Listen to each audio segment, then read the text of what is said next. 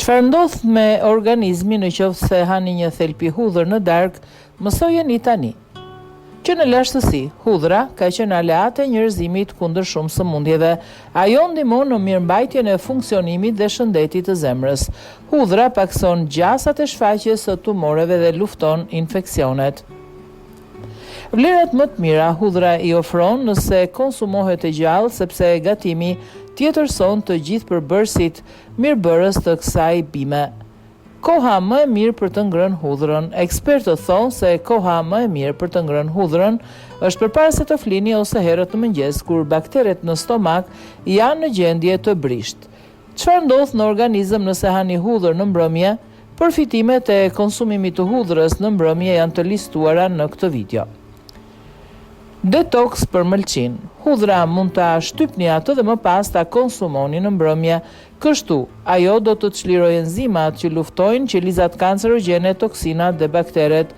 Sulfuri tek hudhra do të punojë për pastrimin e mëlçisë nga toksinat dhe metalet e rënda. Antibiotiku i natës. Nëse konsumoni 1 ose 2 thelpinj hudhër të grirë në mbrëmje, do të forconi sistemin imunitar dhe ai do të jetë në gjendje të luftojë të ftohurën dhe gripin. Për më tepër, hudhra gjatë natës do të pastrojë mushkrit nga sekrecionet. Hudhra për lëkurën. Duke ngrënë një thelp hudhër përpara gjumit, do të stimuloni rigjenerimin e qelizave.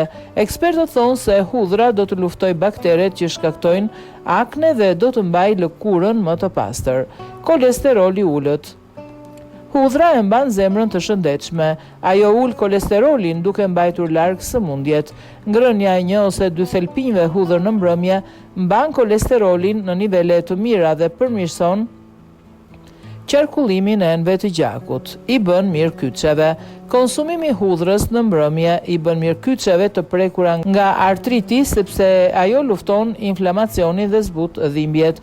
Hudhra nuk duhet konsumuar në mbrëmje, sepse nëse vuani nga ulçera, apo tensioni ulët i gjakut.